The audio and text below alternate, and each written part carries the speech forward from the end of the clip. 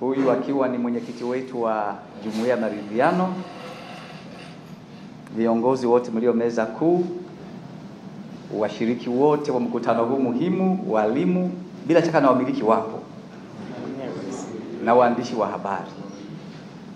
Niwapongeze sana kwa kuona umuhimu wa jambo hili, na bila shaka linaakisi alichokiongea Mheshimiwa Mufti Mkuu wa Tanzania Sheikh Abubakar bin Zubeir, ambaye amesema mambo matatu: tujitambue, tubadilike, tuache mazoea. Haya nayoyaona hapa yanaakisi neno lile la Mheshimiwa Mufti. Maswali mengi yameulizwa hapa, kwa hiyo nijitahidi kukumbuka. Nianze na la profesa hapa aliyependekeza kwamba kuna mmoja wetu hapa anapaswa kupewa udaktari wa falsafa kuhusu utekelezaji wa mitaala, kwamba kwendaje. Kwanza, utekelezaji wa mitaala uliowekwa sasa hivi kulingana na muda mfupi uliopo, kufikia Januari, serikali baada ya kujifunza katika mataifa mbalimbali yaliyopitia njia hii ya mabadiliko haya, imebaini ya kwamba ukiingia kwa mkupuo, kwa nguvu sana, yani ukawa wasemaga nini, ukaweka shule zote mara moja, waliofanya hivi wameanguka. Sitaki niwataje hizo nchi. Kwa hiyo kutokana na muda mdogo uliosalia, sisi mwaka kesho Januari tumeamua kuanza na shule chache kabisa za serikali kwenye huo mkondo wa amali. Na ukumbuke pia tukianza na awali, la kwanza, la tatu, halafu tutakuwa sekondari, amali, shule chache sana ambazo bila shaka kuanzia Jumatatu kuendelea tutatangaza majina yake, zikiwemo shule za serikali na shule za kwetu huko ambazo zinamilikiwa na wadau ambao sio wa serikali. Na utaratibu uliokuwepo ni kwamba kama kuna shule yoyote ile, tulikuwa tunapokea orodha. Yule ambaye nadhani ya kwamba kwa muda mchache uliopo mwakani anaweza kaanza, kwa sababu miundombinu wanayo. Kwa hiyo yeyote, hata kama hapa yupo, niwahimize, kama kuna shule ambayo unaiona ina miundombinu ya amali, waweza kunipatia kwamba mheshimiwa, sisi tunayo shule yenye miundombinu tayari na tuko tayari kung'oa nanga Januari, ili nichukue. Tunafanya kazi kwa karibu na watu wa NACTVET ambao ndio regulator wanaoangalia ubora wa mafunzo ya amali, na tunafanya kazi kwa karibu na VETA halafu na TET. Kwa hiyo NACTVET, VETA, TET, Wizara ya Elimu na TAMISEMI tumeungana, maana amali bila hivyo huiwezi. Wizara ya Elimu peke yake haiwezi, maana NACTVET na VETA ndio waliosoma na kubobea katika mawanda hayo ya amali. Kwa hiyo vigezo vyote, kulikuwa swali kwamba vigezo ni vipi? Vigezo vyote wana kijitabu tayari, wanacho NACTVET ambayo ndio TCU kwa mafunzo ya amali, niseme hivyo, nitumie lugha hiyo, kwamba NACTVET ni TCU au NECTA kwa mafunzo ya amali. Kwa hiyo hao wana kijitabu chao cha vigezo, na kuanzia Jumatatu kuendelea mbele, timu ya NACTVET itasambaa nchi nzima kutembelea shule ambazo zimeleta maombi wizarani kuomba kuanza kutoa amali mwaka kesho Januari. Inasambaa nchi nzima kujionea, ikiwa na kijitabu chake cha ile vigezo muhimu ili kuanzisha amali. Kwa hiyo itapita shule hizo na kisha kurudi kusema ya kwamba wewe, tumeona uko tayari kung'oa nanga Januari, unaweza kaanza. Wewe tunakuomba kwa jinsi ulivyokianza utaharibu, tunakushauri uanze 2025 ili nchi isipitie anguko kama lile wenzetu wameanguka kweli, wamekuja kujuta, wamevuruga nchi kweli kielimu. Kwa hiyo tunaanza kidogo kidogo na akili, ili hata wazazi na jamii wasije kusema kumbe tumekuja kuua elimu. Tuanze na kadogo, tukaone utamu wake na uzuri wake, kisha mwaka 2025 tupanue wigo. Unaona? Kwa hiyo tunaanza awali, la kwanza, la tatu. Halafu kwenye sekondari amali shule chache mno, hazivuki 28 kwa upande wa serikali. Sidhani kama zitavuka hapo, na kwa upande wa binafsi sidhani kama zitavuka 40. Sijui kwa sasa hivi kwa maombi ambayo tumeshapokea kwa sasa, lakini timu ikienda kule ndio itajua kwamba tufanyeje. Kwa hiyo waheshimiwa wamiliki wa shule na walimu, kama unayo shule ina miundombinu, na nimejifunza kidogo kwa watu wa NACTVET kumbe hii elimu ya amali ina mikono miwili. Kuna amali za kihandisi na amali zisizokuwa za kihandisi. Sasa wataalamu wa NACTVET wakija wangetoa somo zaidi. Kumbe amali za kihandisi kama vile yale engineering yale, sio automobile, yenyewe mnajua mlipitia huko. Tunalipitia kwenye mambo ya nani? Ya amali hapa. Mambo ya Ifunda, Iyunga, Moshteki, Tangateki, Musobateki, Chato, Mwadui, Bwiru. Tunalipitia huko. Huyu anajua sasa. Hizo ni amali za kihandisi. Na zingine sio za kihandisi, mfano ushoni. Ushoni sio ya kihandisi.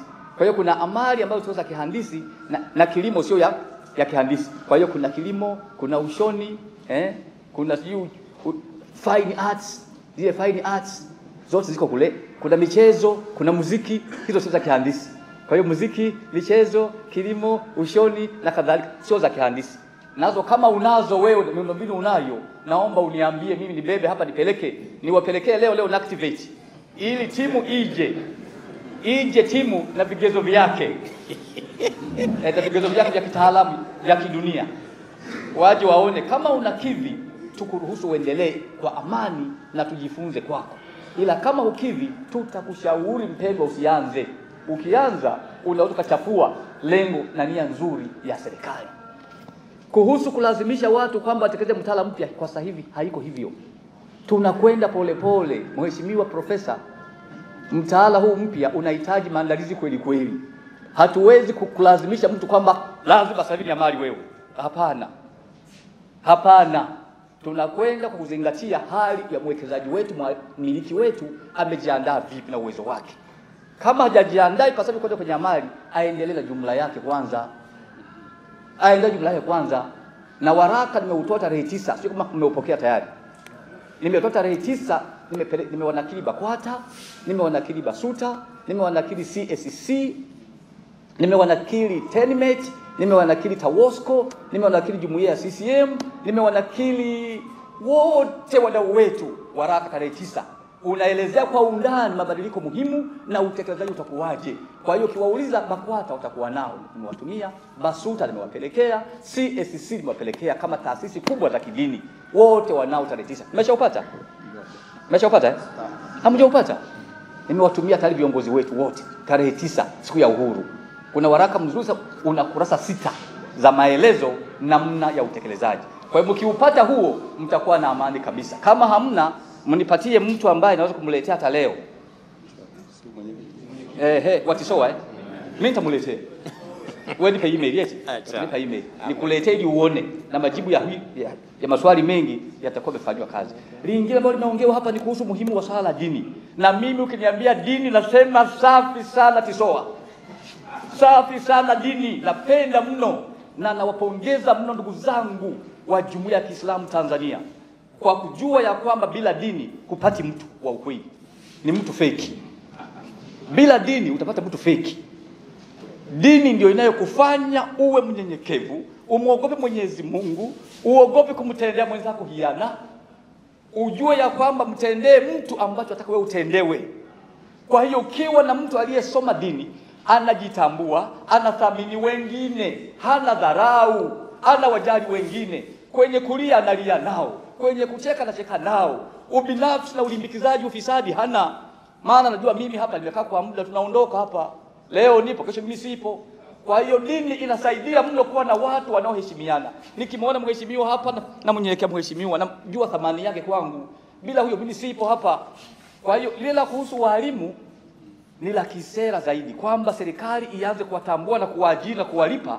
Kwa sera iliyopo toleo 2023 haijasema hivyo. Haijasema hivyo kwamba sasa viongozi wote wa dini Tanzania baada ya kufahamika kwamba wana vigezo vya kufanya kazi watalipwa na serikali. Hilo tamko kwenye sera yetu naomba niseme uongo, kwa sasa hivi halipo. Nafikiri hatukuelewana.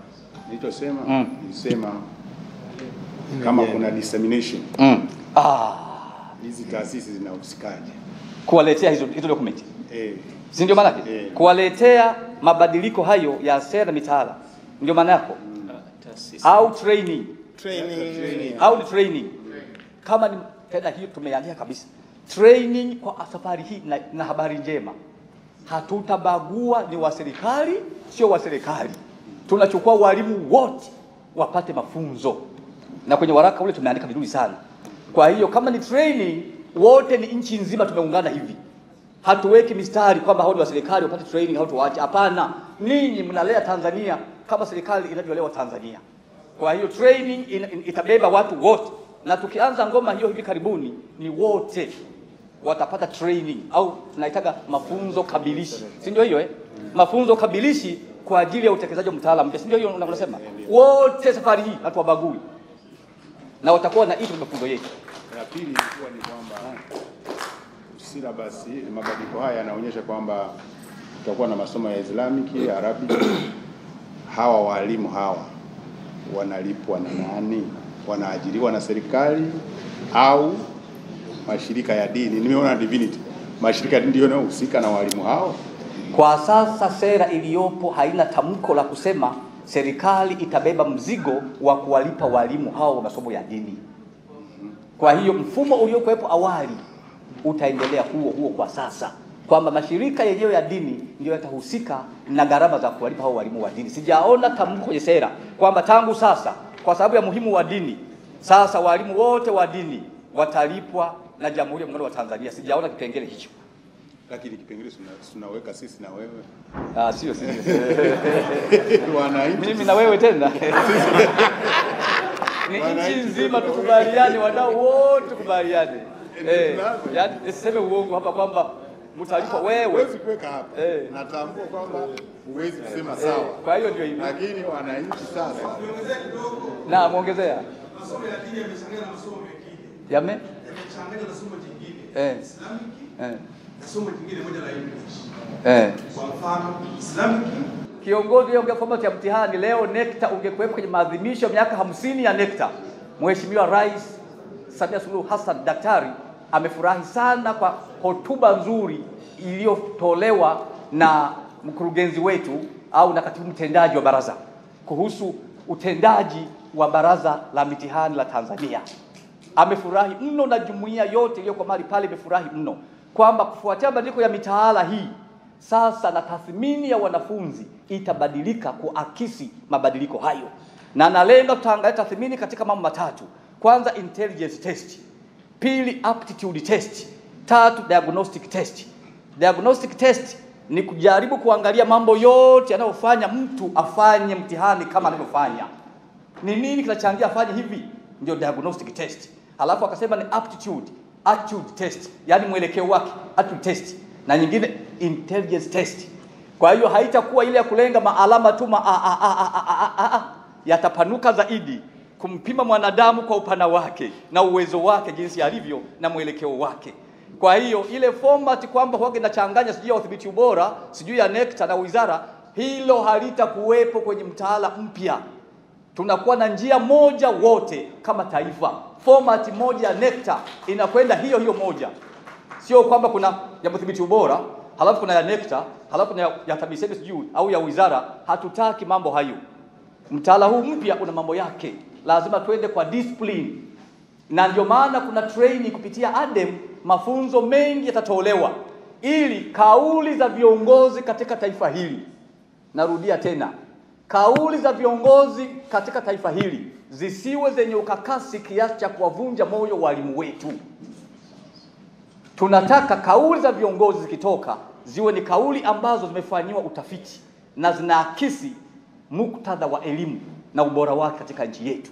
Sio huyu anaibuka ana lake na amri yake, huyu anaibuka kesho kutwa mwingine na amri yake, mwingine pale na amri yake. Tunavuruga elimu kama taifa.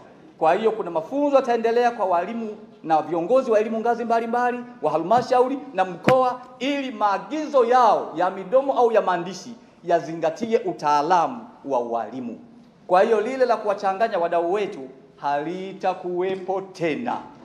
Tumeona ya kwamba nilikuwa juzi Paris kuwakilisha nchi kwenye mkutano wa UNESCO 42. Nimekuwa nikisema mara kwamba nchi bila mwalimu mwenye hamasa na anayefanya kazi kwa hiari, sio kwa kulazimishwa, kwa hiari na kwa furaha, bila mwalimu wa namna hiyo, hata kama utajenga madarasa mengi, mamiradi mengi, hata kama utajenga viwanja vya michezo vingi, vifaa vya michezo, matehama, maabara sijui, hayasaidii mpaka uwe na mwalimu aliyehamasika, intrinsically motivated to teach. Yaani kwa asili yake tu anajisikia raha kufundisha, na akimisi kipindi anajisikia uchungu. Na kumbuka kuna kipindi nilikuwa nafundisha, mmoja wa familia yangu amelazwa yuko mahututi, lakini naingia darasani nafundisha, anasema siwezi kuacha kuwafundisha wanangu. Na watoto wale walikuwa na furahi kweli, kwa sababu najisikia mzigo. Mzazi huyu kaamini, ameniamini mimi, kanipatia mtoto wake, na hana rasilimali nyingine ya maana duniani kama mtoto. Amenikabidhi mimi. Nikimwacha apotee mimi nitakwenda wapi mimi? Nikimchanganya huyu mtoto mimi nitakwenda wapi mimi? Nitasema nini mbele za Mwenyezi Mungu huko niendako? Kwa walimu wao wa namna hiyo. Kwa hiyo viongozi wote wa elimu wachague maneno wanapoongea na walimu, sio kuwakemea. Kemea mwalimu anakuwa mnyonge. Wanasema the status of the teacher must be uplifted if you want to improve the quality of education, and the teachers stay at the core of the quality improvement business. Teachers stay at the core ya mchakato wa uboreshaji wa elimu. Kwa hiyo wapendwa, hilo ni muhimu sana, na somo la dini litazingatiwa. Naona nimekuta mmeshaongea historia Tanzania maadili, nimeongea hapa tayari, nimeshaongea, nisiende huko. Swali lingine lilikuwa ni vipi? Naona ameisha.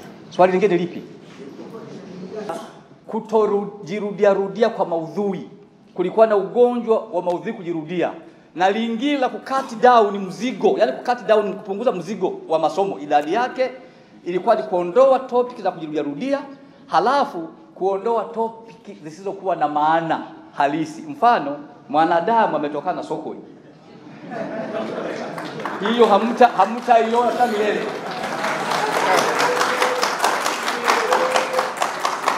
Mwanadamu katokana na sokwe, hamtaiona tena, ni ujinga. Kwa hiyo mitaalamu pia haitaki ujinga huo. Allah. Kwa hiyo yani tumesikiliza sana wadau, na mmesema kweli. Eti ulikuwa sokwe wewe? Mheshimiwa alivyo hivi alikuwa sokwe? Acha kabisa mambo hayo. Watoto watapatikanaje katika shule za private kama wanaenda wote? Watoto wote wanaenda sasa form 1. Private watapata wapi watoto?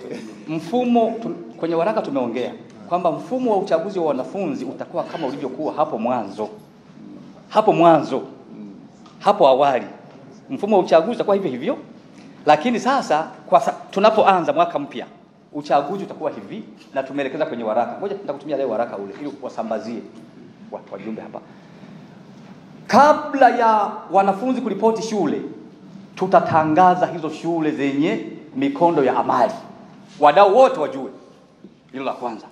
Wakisha kujua uchaguzi, mwanafunzi wako akaona amechaguliwa kaenda kwenye shule ambayo ina mikono miwili ya amali na jumla, utakuwa umeshajua. Tutakupa nafasi wewe mzazi au mlezi na mtoto wako, mkae mjadiliane. Baba, nimekwenda shule fulani ambayo kwenye orodha ile iliyotangazwa imo. Na uchaguzi huo unazingatia ufaulu. Kumbuka unazingatia ufaulu. Kwa hiyo hawapeleki vivi ovyo ovyo. Kwa hiyo mtoto akienda shule hii ina mkondo wa kushoto amali, wa kulia elimu ya jumla. Utaongea na mzazi wako, baba, kuna amali pale, mimi nichukue amali au niende jumla? Na mtashirikiana shule. Tumeandika mkuu wa shule aandike kwenye joining instruction kwa wazazi, kuambia kwenye shule hizo wazazi wapate taarifa kwamba shule hii inatoa amali hizi na ni mkondo wa jumla. Kwa hiyo mzazi ashirikiane na mtoto au mlezi na mtoto wachague, ili mtoto akienda kuripoti shule ameshaelewa anakwenda kushoto au anakwenda kulia. Na kumbuka ni shule chache tu za majaribio kwanza, sio nyingi. Kwa hiyo utaratibu utakuwa ni hivyo. Tangaza shule. Kwenye waraka nimeandika kwamba shule hizo zitatangazwa mara moja. Kwa wiki hii naona kufikia Ijumaa inawezekana kwa tumetangaza shule zote chache hizo. Halafu na amali zake. Mheshimiwa Kamishna, walikuwa wanakusudia pia kwamba watoto wote wanaomaliza darasa la 6 wanaenda form 1. Private sector hii zitapataje watoto wa form 1 ambazo hazina shule za msingi? Ndio huyu bwana akaa anazungumzia hakuna namna yote hizi sekondari zikawa na primary. Kwamba kama ana sekondari peke yake atapata wapi watoto? Kwa hiyo Ushauri ni kwamba anashauri ajenge shule ya msingi au? Kwanza napenda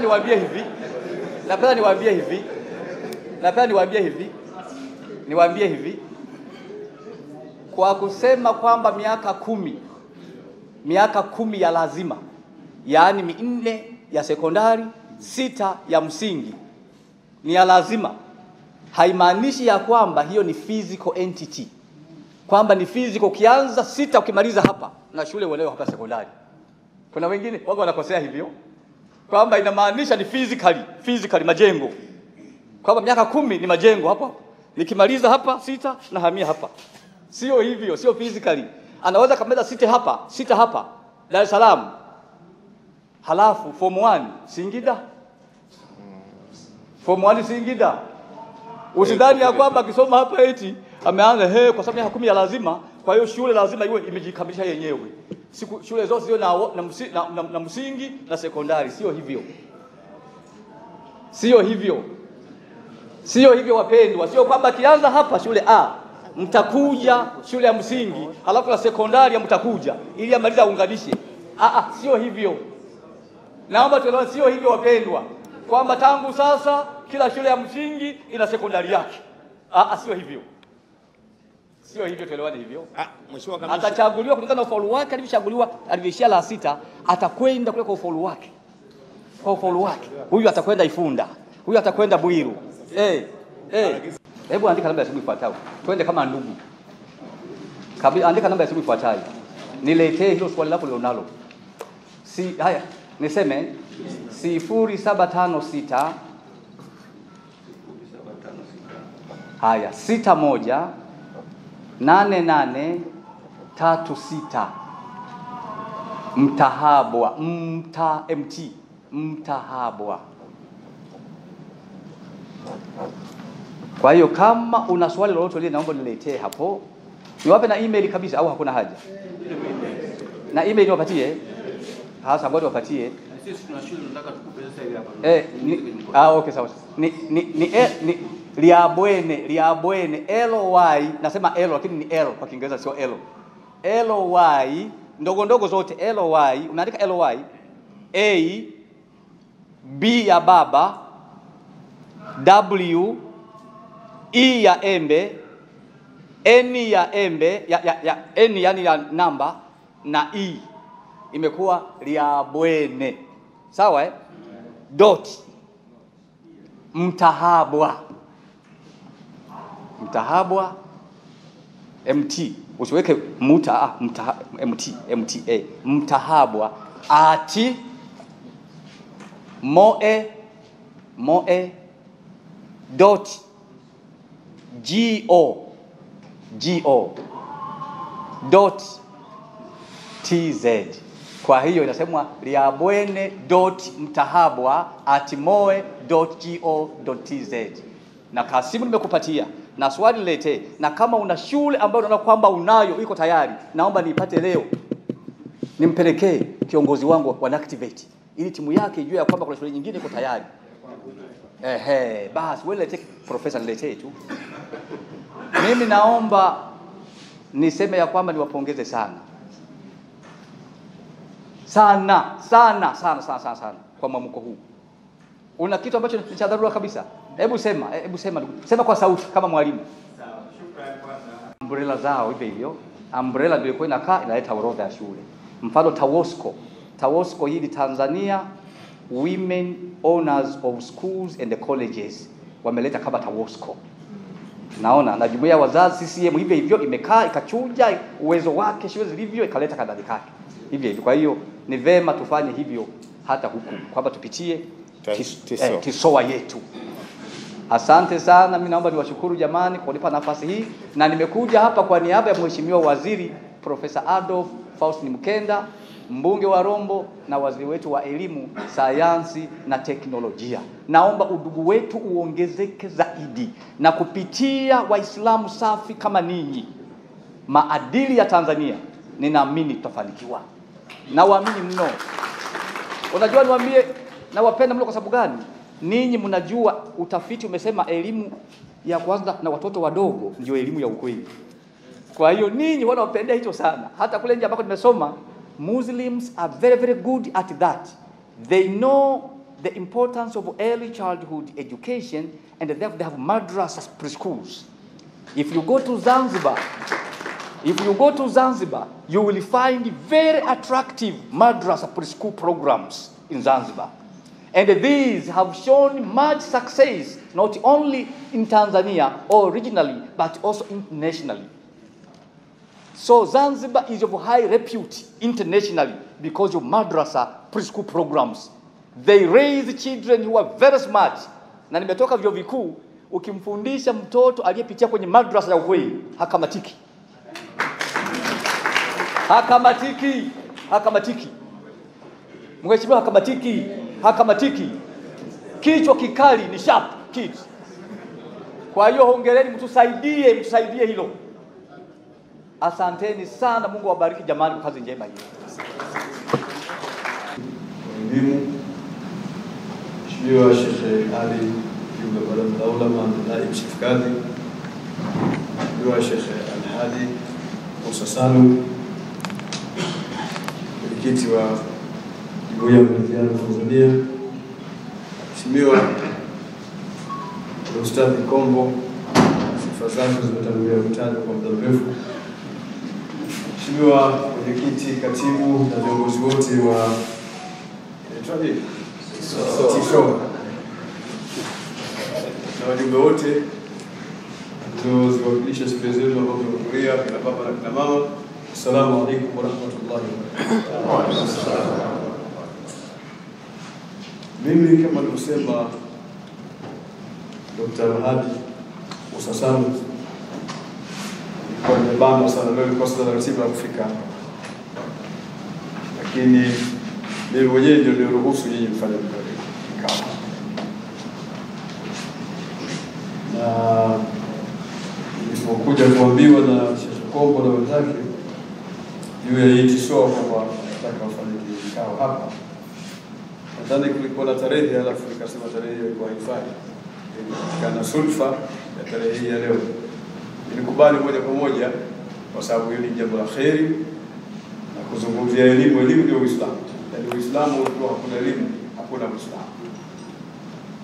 Nikamwambia Sheikh Kombo, basi endeleeni tu na sisi tuna kumbi nyingi. Na pia pale BAKWATA ni mahala penu. BAKWATA ni mahala penu. Nadhani kwa miaka 30 40 humo kwa 55. Kwa miaka 54 nyuma ilikuwa hamwezi kufika sehemu. Ni jambo ambalo halina ubishi. Hamwezi kutia mguu hapa. Kwa hakuna uwezekano huo. Ima nyinyi wenyewe kwa kuona kigezo cha kufika, au pia watu wa hapa kwa hawataki nyinyi mfike hapa. Yote mawili yanafaa. Takbir! Lakini ule mwaka 55 tangu kuanzishwa kwa baraza mpaka leo, na kesho tutakuwa na ile tunaita BAKWATA Day ambayo mimi nilifufua na kuizindua mwaka 2018. Mheshimiwa Rais ndio alikuja kuzindua. Kwa lazima kama BAKWATA wawe na siku yao, na siku yetu sisi tarehe 17 mwezi wa 12, siku ambayo ndio iliundwa Baraza Kuu la Uislamu Tanzania BAKWATA mwaka 68. Kwa hiyo ilikuwa ni kile ikifika tarehe hiyo, basi maadhimisho yanafanyika. Tunawakaribisha wote kufika katika maadhimisho kesho. Tutakuwa na mambo mengi, tutakuwa kueleza habari ya baraza lilikuwaje, na kuna watu wengi katika hii generation iliyoko hapa wachache sana wanaweza kuelewa, wachache sana, lakini tunaweza kueleza kwa nini liliundwa na sasa hivi liko katika mahala gani, na je, wazee walikosea au walipatia? Kwa sababu tulikuwa na East Africa Muslim Welfare Society tulikuwa nayo sisi miaka hiyo kabla ya uhuru mpaka mwaka 67 likaundwa Baraza Kuu la Uislamu Tanzania. Lakini kuna mengi hatuwezi kusema hapa, tutakuja kuyasikia kwenye kesho inshallah taala kwenye BAKWATA Day. Alafu ndio wewe mwenyewe utaona raha kwamba ulikuwa na umuhimu gani wa kuanzisha BAKWATA. Na Kwa tunaeleza jamaa kwamba unaweza kuwa unaipiga BAKWATA kwamba haifai, lakini babuyo aliunda BAKWATA na picha ninazo mimi. Ukibisha nitakwambia babako huyu au babako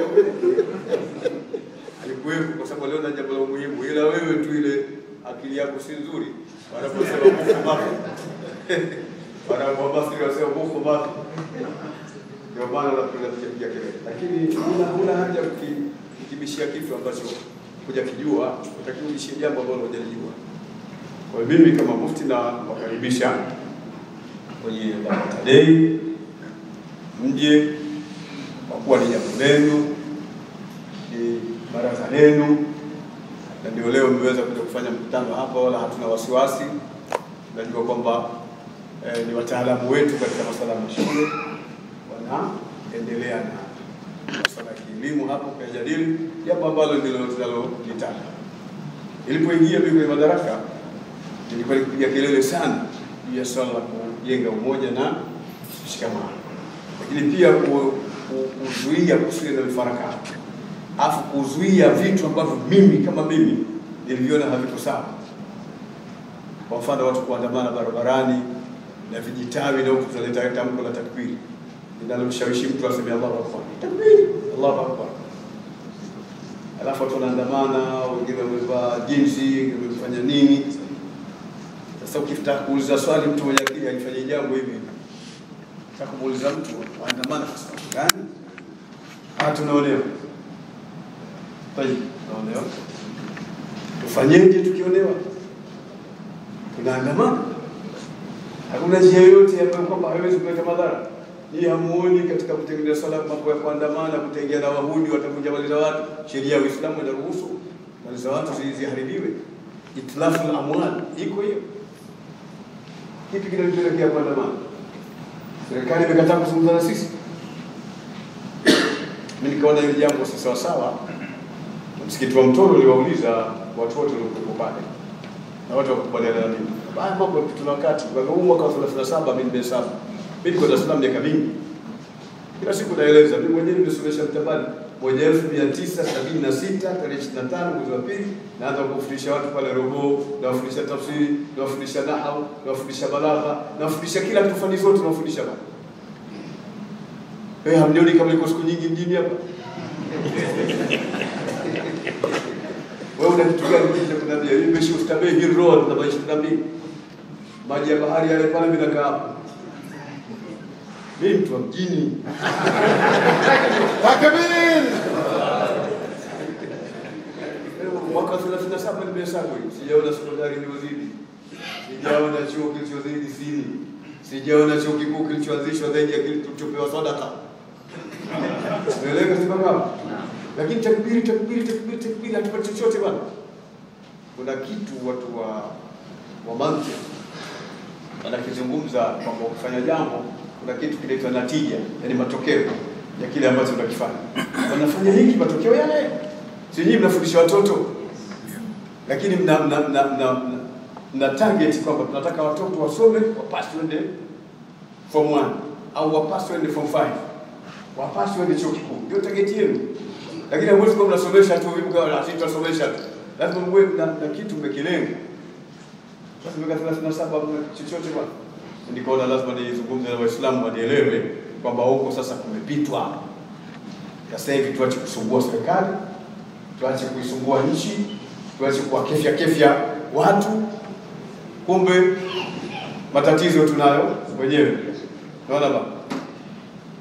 Asema nalumu zamana na wal aibu fina walaysa li zamani na aibu siwana. Tunalaumu zama zetu hali ya kuwa ile aibu yenyewe tunayo sisi. Wala zama hazina aibu yote sio kwa sisi ndio aibu yenyewe. Lazima tuiangalie ile aibu. Aibu gani? Watu wakae, watu wamesoma na PhD, watu wana masters, watu ni walimu, watu ni nini? Anakubali vipi kwa akili ile kuingiza mtu kule? Haikutosha ile akili yako kumzuia mtu mwingine. Hata kwa sababu alipoulizwa mtu mmoja, vipi ya Rasulullah, nani mwerevu? Man kaffa ghadaba, ila aliweza kuizuia ghadhabu yake. Mtu ambaye ana uwezo wa kumiliki ghadhabu yake akaizuia, isimuamrishe kufanya jambo jingine la baya, huyu ndio mtu mwerevu na mtu mwenye akili. Kwa hiyo nimejaribu kufanya kazi hiyo toka nimeingia katika madaraka mwaka 2015, wakinisaidia sana na hata kijana wangu wamesaidia sana katika masuala mbalimbali ya dini mpaka tukafikia hapa tulipo. Walillahi alhamdu, watu walisikiliza, hakuna maandamano toka siku ile mpaka leo. Na watu ile slogan ya jitambue, badilika, wacha mazoea, nadhani wameshaanza kuieleza. Na tuwaambia wataalamu, baadhi ya wataalamu waandike hii, na hata nyinyi natoa ruhusa leo, anaweza kuiandikia andikie. Slogan ina sehemu 3: jitambue, badilika, acha mazoea. Eleza definition ya jitambue, badilika, wacha mazoea. Watu waelewe hii inaingia mahali popote, hata nyumbani kwako.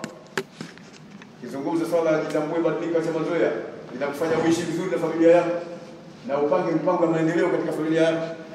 Na naunga mkono, ikiwa kuna jambo lolote basi tutakuwa tunaelezana.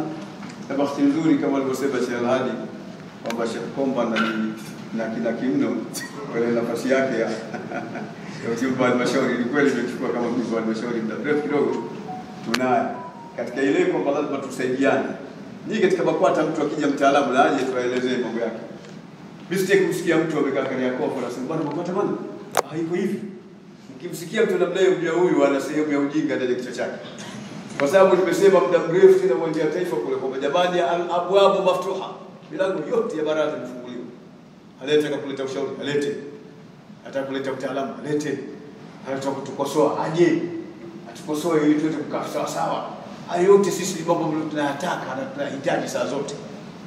Ndio maana leo nimefurahi sana kukutana na watu wataalamu. Maana na mimi mwenyewe pia mwalimu.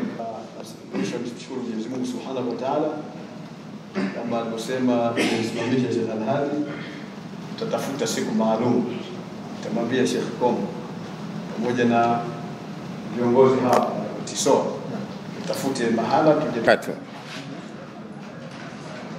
Alhamdulillah rabbil alamin, wassalatu wassalamu ala rasulillah sallallahu alaihi wasallam. Jina langu naitwa Mwalimu Mwenye Kombo Ayubu, mwenyekiti wa TISOA, umoja wa wamiliki wa shule za Kiislamu Tanzania, na pembeni yangu ni naye ndugu yangu Mfaume Sufiani Kihongosi. Mfaume Sufiani Kihongosi, yeye ni makamu mwenyekiti wa umoja wa wamiliki wa shule za Kiislamu Tanzania, na tumekuwepo hapa kwa ajili ya kusimamia mkutano wa wamiliki wa shule za Kiislamu Tanzania ambao ulikuwa na agenda mbalimbali ikiwemo mabadiliko ya mitaala, kwamba tumejiandaje kupokea mabadiliko ya mitaala, ripoti ya mwaka ya utendaji wa TISOA, na mgeni rasmi alikuwa ni Waziri wa Elimu, Sayansi na Teknolojia Mheshimiwa Adolf Mkenda, mbunge, aliwakilishwa na kamishna wa elimu ndugu yetu Liabene Mutahabwa ambaye tulikuwa tuko naye hapa. Kwa hiyo tumejadili mambo mbalimbali yanayohusu mabadiliko hayo, na sisi kama shule za Kiislamu tunajipangaje kwa ajili ya mabadiliko hayo. Kwa hiyo ipo michango mbalimbali imetolewa juu ya namna tunavyopokea mabadiliko haya na juu ya namna tunavyojipanga kwenye mabadiliko haya. Kwa hiyo kikao chetu kimeenda vizuri na kimekuwa na mafanikio makubwa. Lakini vile vile tumejadili kuhusiana na changamoto mbalimbali zinazozikabili shule zetu za Kiislamu au vituo vyetu vya elimu ya Kiislamu, na namna tunavyoweza kukabiliana navyo au kukabiliana na hizo changamoto. Kwa hiyo hilo ndo kubwa ambalo tulikuwa tuko nalo katika kikao chetu cha leo. Lakini pia nimkaribishe makamu mwenyekiti kama ana lolote la ziada aweze kuongezea katika hilo, au kama mtakuwa na maswali yote waandishi mtuulize katika haya tuweze kutoa ufafanuzi. Shukrani sana. Amin. Nadhani mengi yamezungumziwa hapa na mwenyekiti wa TISOA.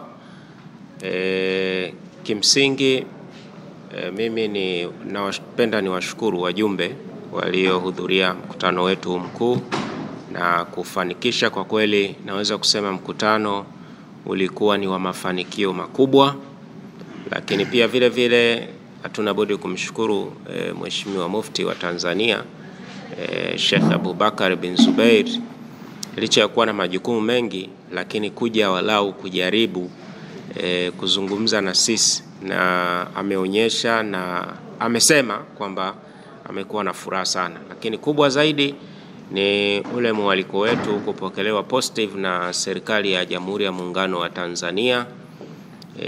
Tulimwalika Mheshimiwa Waziri wa Elimu Profesa Adolf Mkenda, na yeye bahati mbaya alipata dharura, lakini akamtuma mwakilishi wake kamishna wa elimu Profesa Aliabwene Mutahabwa.